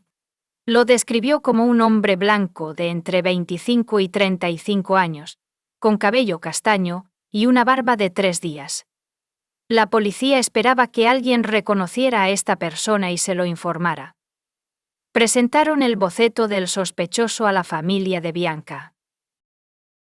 Sin embargo, no conocían a nadie que se pareciera al retrato hablado. Los investigadores también comenzaron a sospechar que la muerte de Bianca era un crimen de odio. Sabiendo que la camioneta roja había girado a la izquierda en esta intersección, los detectives recorrieron las tiendas y casas de esta calle, con la esperanza de encontrar una grabación de alta calidad que pudiera responder algunas preguntas. Pronto, descubrieron lo que estaban buscando. El dueño de la casa, que está a menos de media milla de la intersección, proporcionó a la policía una grabación de una cámara de vigilancia apuntada a su entrada. Después de calcular el tiempo aproximado que tomaría llegar desde la escena del crimen, la policía localizó rápidamente el vehículo requerido. Aunque las imágenes eran de mejor calidad que las anteriores, el ángulo de visión impedía a los agentes de la ley identificar el vehículo o al conductor. La policía trabajó arduamente para encontrar otra grabación de la cámara a una distancia más cercana, y la suerte estuvo de su lado. Aunque no pudieron ver la matrícula, sí notaron las características distintivas del coche. El vehículo tenía una pegatina en la ventana del lado derecho, una abolladura vertical en la puerta del pasajero y daños en el capó. Estas características distintivas podrían simplificar enormemente la búsqueda de este vehículo. La policía quería agilizar el proceso. Como resultado, utilizan los medios de comunicación para solicitar la ayuda del público en general. Ofrecieron una recompensa de $5.00 por información que pudiera ayudarles a localizar el camión o a su conductor. Los investigadores estaban seguros de que alguien reconocería este vehículo en particular. 3 días después de que Bianca Robertson muriera, un abogado llamó a la comisaría y dijo que tenía un cliente que quería entregarse, mencionando la implicación de este en el incidente que resultó en la muerte de la joven de 18 años Bianca Robertson. Este incidente ocurrió el miércoles alrededor de las 5:30 p.m. Bianca Robertson. Tengo 18 años y me gradué recientemente de Westchester Rustin High School. Voy camino a la Universidad de Jacksonville. Todo su verano y su vida se pasaron frente a su amorosa familia. Ella estaba conduciendo por la Ruta 100. La Ruta 100 es una carretera de 2 carriles que se conecta con el ramal de la Ruta 100 a solo unos pocos kilómetros antes de fusionarse con la Ruta 202. Y donde se fusiona, se reduce de 2 carriles a 1. Esa es la misma incorporación que la gente en el sureste de Pensilvania realiza miles de veces al día. La gente de todo el mundo hace esto sin problemas. Pero el miércoles pasado, mientras Bianca se incorporaba de 2 carriles a 1, un hombre en una camioneta roja se unió a ella, y estaban compitiendo por posición, lo que lo irritó. Entonces sacó su arma y le disparó a Bianca en la cabeza. El conductor de la camioneta roja fue identificado como David Esper, de 28 años, de Pensilvania. Llegó a la comisaría con su abogado, Desper se negó a testificar, pero consintió en una búsqueda de su hogar. También les dijo dónde estaba su camioneta. Desper fue arrestado y acusado de matar a Bianca Robertson. La policía encontró la camioneta en el lugar indicado por las pegatinas de Desper en las ventanas laterales y las llantas dejaron claro que era el vehículo que estaban buscando. Durante una búsqueda en la casa de Desper, los investigadores descubrieron la pistola utilizada para disparar a Bianca Robertson en la cabeza. La policía estaba segura de haber encontrado al culpable. Sin embargo, el motivo de este crimen era desconocido. El 7 de julio, más de 800 familiares, amigos y miembros de la comunidad con el corazón roto se reunieron en la iglesia bautista de San Pablo en el barrio de Westchester, a 25 millas al oeste de Filadelfia, para su servicio de despedida. Durante el servicio fúnebre, una pancarta de la iglesia decía: paciencia, amabilidad, bondad, ternura y autocontrol. Entre los que rindieron homenaje estaban sus hermanos, funcionarios de la escuela secundaria Bayard Rustin, donde se había graduado recientemente como jefa de admisiones de la Universidad de Jacksonville, donde estaba lista para inscribirse en el otoño, y amigos. Lo que surgió fue un retrato de una joven extraordinaria con orador tras orador alabando sus brillantes y virtudes. En su elogio fúnebre, el pastor Wayne Crowd Sr. comparó al tirador con George Zimmerman y Michael Dunn. Zimmerman mató al adolescente negro Trayvon Martin en Florida en 2012. Zimmerman fue absuelto de asesinato en 2013. En 2012, Dunn disparó fatalmente a Jordan Davis, otro adolescente negro, en Florida. Una discusión verbal sobre la música en el coche del adolescente se intensificó cuando disparó contra el vehículo mientras se alejaba. Fue condenado y sentenciado a cadena perpetua más 90 años de prisión. La comunidad negra no se preocupa por si el asesinato de Bianca fue motivado por rabia o racismo. Todo lo que sabemos es que hemos perdido otra brillante joven estrella negra. El pastor anunció que otra buena hermana había fallecido. En el juicio de septiembre de 2018 le pidieron a David Desper que explicara su motivación para cometer el crimen. En lugar de responder a esta pregunta, pidió perdón a la familia Robertson. Los padres de Bianca no estaban ansiosos por enfrentarse a su presunto asesino. Rodney había ordenado camisetas con la cara de Bianca en el frente para que la familia y los amigos las llevaran mientras se reunían en el Centro de Servicios Gubernamentales del Condado de Chester. También tenían pulseras grabadas con las palabras Bianca Robertson, una rosa en el jardín de Dios, y una pancarta que decía justicia para Bianca Nicole Robertson, quien fue asesinada el miércoles 28 de junio de 2017. No estoy seguro de cómo reaccionaré cuando lo vea. Mi hija fue disparada por el hombre que sostenía el arma. Sé que no haré nada estúpido. Rodney afirmó que Desper simplemente le robó sus sueños. Él no tenía eso. Correcto. Michelle afirmó que no podía recuperarla. Necesito recuperarla. Y no puedo. Necesito consolarla, pero no puedo. Soy su madre y no puedo hacerlo mientras él esté aquí. Ella derramó más lágrimas y él pudo hablar con sus padres y abrazarlos. Él tiene 28 años. Ella es solo una adolescente, una niña. El fiscal sugirió que el embotellamiento fue causado por la falta de Bianca de ceder el paso a Desper cuando los dos carriles se fusionaron. Luego, bajó la ventana del lado del pasajero y apretó el gatillo, reconociendo las consecuencias de sus acciones. Desper huyó de la escena dejando su camioneta con un amigo en Pensilvania intentando huir a Delaware. Sin embargo, cuando su retrato hablaba y las características distintivas de su camioneta salieron en las noticias, decidió contratar a un abogado y entregarse. La policía investigó sus cuentas de redes sociales y entrevistó a sus amigos, pero no encontró evidencia de un crimen motivado por prejuicio. Como resultado, no acusaron al hombre de un crimen de odio. El fiscal de distrito Hogan agregó que no había evidencia de que supiéramos que esto era un crimen de odio o racial. Muchas personas no están de acuerdo con esa afirmación. Antes de la sentencia, la defensa describió a Desper como un joven inofensivo de 28 años, casi juvenil, que disfrutaba jugando con coches en su tiempo libre. Lo llamaron un niño grande y afirmaron que D.L. Desper esencialmente le dio al gobierno el caso al entregarse. Según la defensa, Desper estaba conduciendo a casa cuando un coche se le acercó inesperadamente. Tomó la pistola y le disparó. Afirmaron que no había ningún monstruo ni amenaza. Si eres un hombre de 28 años que conduce un coche con un arma de fuego cargada, no eres un niño grande, argumentó el fiscal Chris Miller. Resultó que la madre de Desper había compartido una publicación en Facebook sobre la policía que buscaba al hombre que mató a Bianca Robertson. Más tarde se dio cuenta de que era su propio hijo. Wendy Desper expresó su amor por la familia de Bianca y oró por ella. Pido disculpas por lo que hizo mi hijo. Ella dijo esto mientras su hijo sollozaba. Rodney Robertson luchó por hablar entre lágrimas mientras confrontaba al asesino de su hija. Mis preguntas al acusado son sencillas. ¿Por qué demonios disparaste a mi hija? Porque era joven y negra. Porque era una niña. Quería ser el primero en la carretera porque tuviste un mal día. Todos mis sueños para Bianca se estaban haciendo realidad, continuó, hasta el día en que el acusado asesinó a mi hija. Todo lo que tenía de Bianca eran mis recuerdos. David Desper se declaró culpable de privación de vida de tercer grado. El tribunal lo condenó a 40 años de prisión, con la opción de solicitar libertad condicional en 20 años. La jueza Anne-Marie Whitcraft se secó las lágrimas mientras anunciaba la sentencia diciéndole a Desper, «No creo que tuvieras miedo. Creo que fue ira».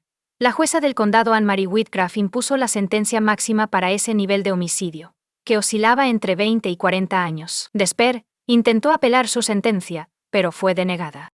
Comparte tu opinión con nosotros en los comentarios y suscríbete al canal para más contenido.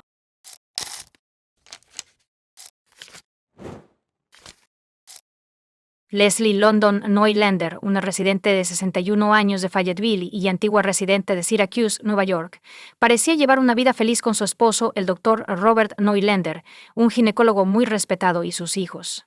Contribuía activamente a la comunidad al ser voluntaria en organizaciones benéficas locales y ayudar a quienes lo necesitaban.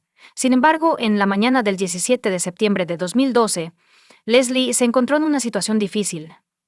Su hija, Jenna Neulander, de 23 años, llamó al 911 de inmediato, informando que su madre se había caído en la ducha y necesitaba atención médica inmediata. Jenna describió la súplica de su padre, afirmando que descubrió a Leslie desangrándose en el suelo del baño.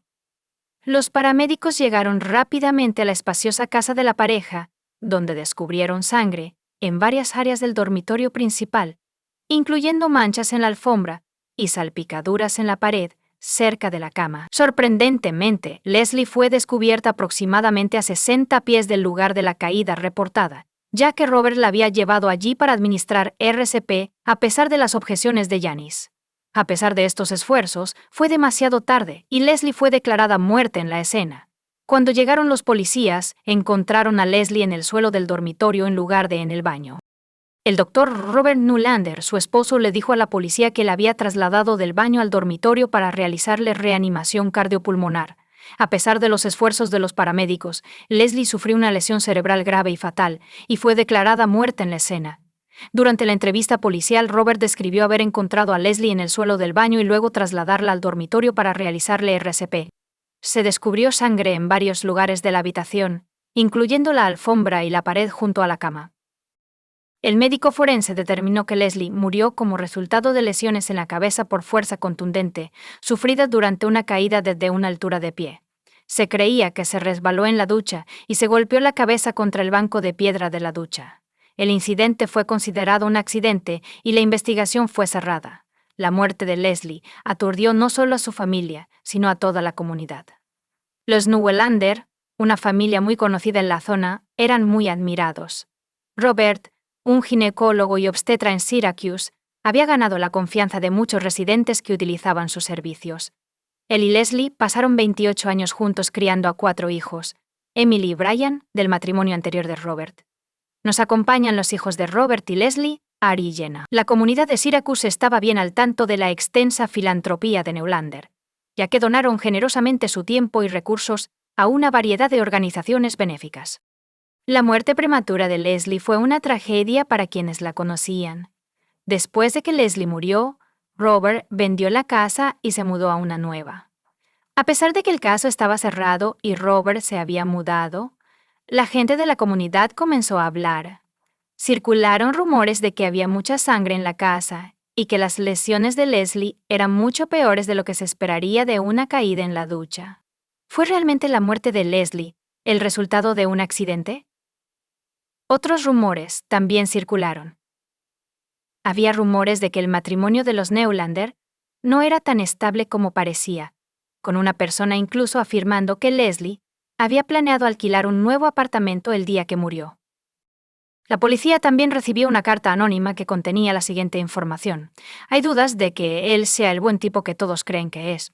Leslie estaba tratando de alejarse de este tipo, el Dr. Gamblick, el ex jefe forense del condado, hasta que se jubiló en 2009.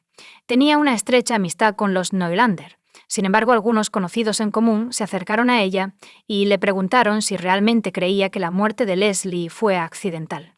La Graham Bell League se preocupó cuando leyó el informe médico, dándose cuenta de la magnitud completa de las lesiones de Leslie.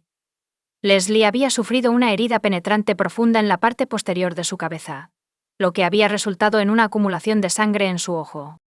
Este tipo de lesión está comúnmente vinculado a incidentes como accidentes automovilísticos o golpizas con objetos pesados. El doctor John Bellux informó a la policía que, en su opinión profesional, la muerte de Leslie fue un homicidio causado por un trauma contundente en la cabeza sufrido durante un asalto. Tras la evaluación del doctor John Bellux y la carta anónima, la policía reabrió el caso. Las investigaciones posteriores confirmaron los problemas maritales, con Leslie y Robert durmiendo en habitaciones separadas en el momento de su muerte. Además, se reveló que la próspera práctica médica de Roberts enfrentaba dificultades financieras y ya no alcanzaba el mismo nivel de éxito. A pesar de la venta de la casa por parte de Robert tras la muerte de Leslie, la policía regresó a la escena, esta vez buscando pruebas de homicidio en lugar de un simple accidente. La segunda búsqueda reveló detalles previamente pasados por alto, como sangre en la parte trasera del cabecero de la cama y salpicaduras de sangre en las persianas detrás de él. La policía luego se acercó a Robert y le pidió que respondiera algunas preguntas, a lo cual él accedió. Cuando se le preguntó sobre los rumores que circulaban acerca de problemas maritales, Robert reconoció los problemas, pero insistió en que no había animosidad y que aún tenían una buena relación. Mencionó esto la noche antes de que Leslie muriera. Incluso habían salido a cenar con sus hijos, Ari y Jenna, relatando en detalle la mañana de la muerte de Leslie.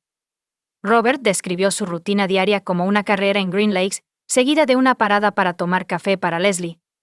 Robert declaró que cuando regresó, Leslie ya estaba en la ducha. Una hora después, a las 8:25 am, abrió la puerta del baño para revisarla y la encontró en el suelo. En respuesta, llamó a Jenna y le dijo que llamara al 911. A pesar de la solicitud de Jenna durante la llamada de emergencia de no mover a Leslie, citando el riesgo de una fractura de cuello, Robert ajustó la posición de Leslie, dificultando la reanimación cardiopulmonar en el baño, en respuesta a las preguntas de la policía. Robert fue arrestado tras reevaluar las pruebas, centrándose en las manchas de sangre en la casa y la gravedad de las lesiones de Leslie. Luego fue acusado de asesinato, y Robert se declaró no culpable. La narrativa de la fiscalía giraba en torno a la afirmación de que Robert asesinó a Leslie horas antes de marcar el 911. Y esto es antes de su carrera matutina. Afirmaron que él agredió a Leslie en el dormitorio con un arma desconocida antes de llevarla al baño y golpearle la cabeza contra el banco de la ducha para dar la apariencia de una caída accidental. La fiscalía afirmó que Robert llamó a Jenna en ese momento para hacer parecer que acababa de descubrir a Leslie en el baño. Elegir llevarla de vuelta al dormitorio, a pesar de las objeciones de Janice, fue un intento deliberado de explicar el rastro de sangre desde el dormitorio hasta el baño. Durante el juicio, la ama de llaves de los Neulander testificó que notó sábanas desconocidas en la cama, lo que llevó a la fiscalía a creer que Robert desechó las sábanas ensangrentadas y posiblemente el arma del asesinato durante su carrera matutina. La prueba clave de la fiscalía se centró en las manchas de sangre descubiertas en la casa. La salpicadura fue descubierta en la mesita de noche del cabecero, las persianas detrás de la cama y la pared sur, que está aproximadamente a 7 pies al sur de la cama. La fiscalía enfatizó la salpicadura en la pared sur, afirmando que era salpicadura de impacto de la sangre de Leslie, lo que indicaba un golpe contundente si ella hubiera sido golpeada con un objeto. Se requirió el testimonio de un experto para explicar la salpicadura de impacto al jurado.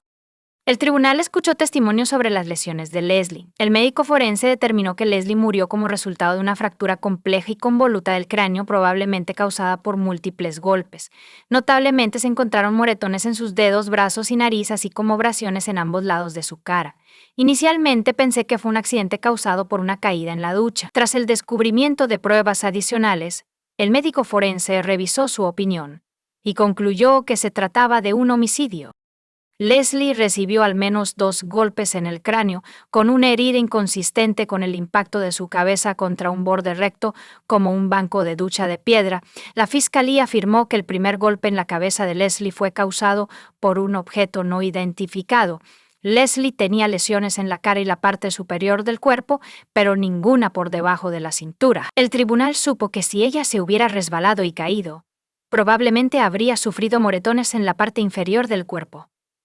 La fiscalía instó al jurado a condenar a Robert, enfatizando los momentos finales de Leslie como una lucha desesperada por su vida antes de sucumbir a una golpiza fatal y ser abandonada en su propia ducha. La prensa de la defensa no es el argumento que la muerte de Leslie fue accidental, enfatizando su lucha con el vértigo o un trastorno que causa mareos. El entrenador personal de Leslie testificó que su vértigo había empeorado recientemente, una condición que su hermana, Joan London Leslie, también admitió tener. La defensa respondió al argumento de la fiscalía de que las manchas de sangre indican que Leslie fue atacada en el dormitorio. Era su argumento que si había mucha salpicadura de sangre, los paramédicos podrían haberla causado al quitarse los guantes. Las manos de los primeros respondedores probablemente estaban cubiertas de sangre, y los guantes simplemente se habían despegado, y al hacerlo la sangre sale volando de los guantes, dejándote con un rastro de sangre en lugar de un impacto. Además, la defensa sugirió que Robert, al realizar la RCP, pudo haber contribuido a la salpicadura de sangre al quitarse la camisa manchada de sangre. Argumentaron que la falta de profesionalismo de la investigación dificultó la interpretación precisa del discurso. El tribunal fue informado de que no había suficientes imágenes de cerca de la sangre y que parte de la sangre encontrada detrás del cabecero y las persianas fue recolectada meses después de la muerte de Leslie. Incluso después de que Robert había abandonado el lugar, el doctor Daniel Spitz, un médico forense que testificó para la defensa, sostuvo que la herida en la cabeza de Leslie fue el resultado de una caída en la ducha, donde se golpeó la cabeza contra el banco de piedra. Robert no testificó, pero su hija Jenna sí lo hizo. Describió su llamada al 911 y los eventos de esa fatídica mañana, revelando que se había quedado con su madre hasta las 2 de la mañana.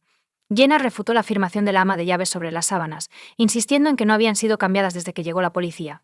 Jenna testificó haber visto a su padre quitarse una camisa manchada de sangre durante la reanimación cardiopulmonar en el dormitorio. Aunque nunca se encontró la camisa, ella creía firmemente que la muerte de su madre fue un accidente, dado que ella estaba presente en la casa en ese momento. Después de 3 días de deliberación, el jurado condenó a Robert por asesinato en segundo grado y manipulación de pruebas físicas. La defensa pidió al tribunal que le impusiera la pena mínima. La hermana de Leslie, Joan London Leslie, representó a la familia durante la audiencia de sentencia. Ninguno de nosotros tenía la más mínima sospecha de alguna mala conducta. No estaríamos aquí hoy en nombre de Bob. Robert también habló en la corte. Mi cabeza no está atada por la decisión de este tribunal, porque un hombre inocente fue condenado injustamente. No quitaría ni quité la vida de alguien. Adoro a mi esposa Leslie. Y la lloro todos los días, para siempre. Robert fue condenado a 20 años de prisión a cadena perpetua. Jenna le gritó: «Papá, te quiero. Eres inocente». El caso tomó un giro inesperado tras el veredicto. Cuando un jurado suplente se acercó al abogado de Roberts con preocupaciones sobre el posible sesgo del jurado, se reveló que la jurado número 12, Jonah Lorraine, había intercambiado aproximadamente 7 mensajes de texto con familiares y amigos durante el juicio antes de votar para condenar a Robert por asesinato. Varios cientos de estos mensajes contenían preguntas sobre el caso, una clara violación de las reglas que prohíben a los jurados discutir el juicio. El equipo de defensa de Roberts, armado con esta nueva información, presentó una apelación contra su condena. El tribunal descubrió que Hannah Lorraine había recibido y enviado numerosos mensajes sobre el caso, incluyendo uno de su padre instruyéndola para que asegurara su culpabilidad. Otro mensaje preguntaba si había visto al hombre aterrador. Además, se descubrió que accedió a sitios web de medios que cubrían el juicio, lo que genera preocupaciones sobre las influencias externas en su toma de decisiones como jurado. Los intercambios de mensajes generan preocupaciones sobre el sesgo del jurado. La condena de Robert fue revocada y se ordenó un nuevo juicio. Después de 3 años en prisión, fue liberado bajo fianza mientras esperaba un nuevo juicio. Sin embargo, la programación del nuevo juicio fue retrasada repetidamente por los alemanes, lo cual se atribuyó en parte a los desafíos planteados por la pandemia del coronavirus. La fiscalía sufrió un revés temprano en el nuevo juicio cuando uno de sus testigos clave, el médico forense, falleció. Esta es una pérdida significativa, especialmente dada la importancia que se le dio al testimonio del Dr. Lisma durante el primer juicio. El hecho de que el jurado en el juicio inicial solicitara la declaración del Dr. Lisma. El testimonio que se le leyó durante las deliberaciones indica la importancia del atributo que llevó al testimonio para determinar la culpabilidad de Roberts. El segundo juicio por asesinato del Dr. Robert a principios de 2022 reveló diferencias significativas con el primer juicio. Se presentaron pruebas incriminatorias adicionales en su contra, y Jenna Neulander no testificó. Durante un nuevo examen en 2021, el análisis forense reveló tejido adiposo momificado de la cabeza de Leslie en el cabecero de la cama de la pareja, respaldando la historia del supuesto asalto de Dr. Roberts a ella. A pesar de que la llamada al 911 de Jenna se reprodujo en la corte, como lo fue durante el primer juicio, la defensa decidió no llamarla como testigo para testificar a favor de su padre esta vez. Los procedimientos legales finalmente resultaron en el mismo desenlace que el juicio inicial. El Dr. Robert fue condenado el 17 de marzo de 2022. El 2 de mayo, fue condenado a 20 años de prisión a cadena perpetua, con crédito por el tiempo ya cumplido. Comparte tu opinión con nosotros en los comentarios y suscríbete al canal para más contenido.